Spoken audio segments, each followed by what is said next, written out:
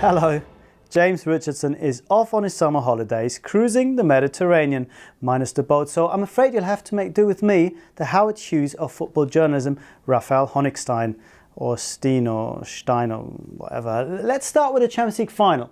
The pre-match entertainment, one part Monty Python and the Holy Grail with the big ears, 2 parts Game of Thrones and the primary school assembly version, set the tone for an epic cavalier fight between the Bundesliga's finest.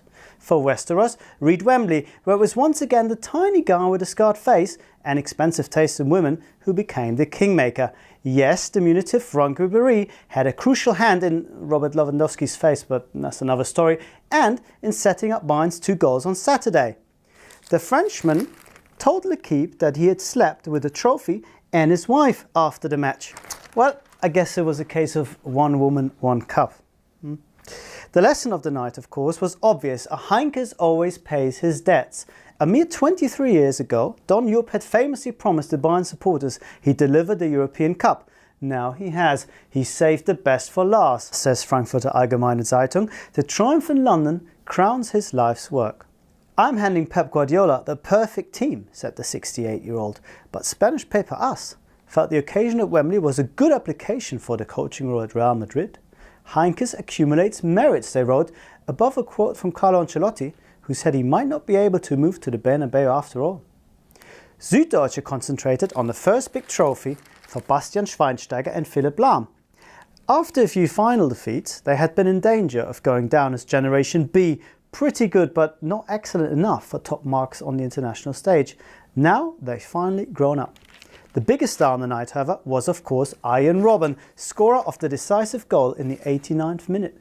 He's the man who beat his fear, wrote Corriere della Sera. He's no longer a coniglio banato, a wet rabbit. He has lost his loser tag as well. No longer the man of missed chances, wrote Het Parool.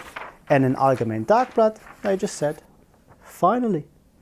So, thanks to that bit of robbery, Bayern went on a wild party night that finished with club president Uli Hoeneß ordering a portion of Würstel and sauerkraut at 6 a.m. in the morning. A brave move that will end lazy German stereotypes once and for all.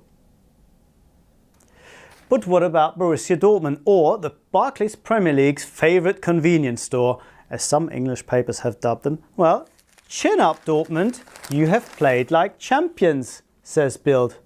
While Frankfurter Allgemeine warns that they now have to show that they can handle big budgets after maximizing their resources before.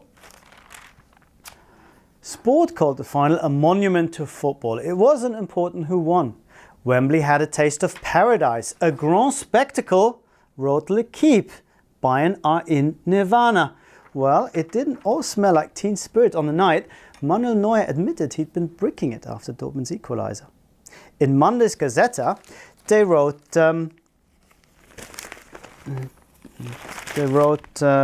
nothing, actually, not a single line on the German Panzeri, the German Panzers. The paper did, however, ask the readers to go online for an exclusive interview with Nicola Rizzoli.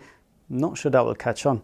The final referee revealed that he had cried tears of joy after receiving praise from the Dortmund players and their fans for his performance, but I'm not sure something wasn't lost in translation here. Schiri, du Blinder, does not actually mean you play the blind, the ref. Everything told, it was a marvellous advert for the Bundesliga though. The only big disappointment of the night was that the most famous London-based German, after me, couldn't make it. Where was the Queen? In non-Champions League news, there was a Rome derby in the Coppa Italia.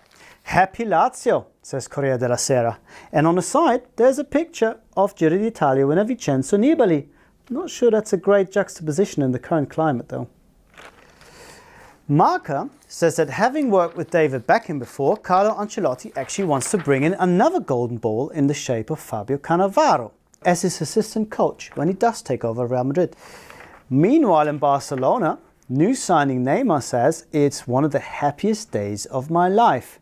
But us wonder if King Midas, Florentino Perez, has lost his aura now that he's missed out on the Brazilian wonder kid. Well, the Madrid president certainly seems to have lost his touch after picking up Milan's caca in 2009. Maybe a good antibacterial hand wash could do the trick. That's it for today, and that's it for the summer. We'll see you on the other side. Ciao.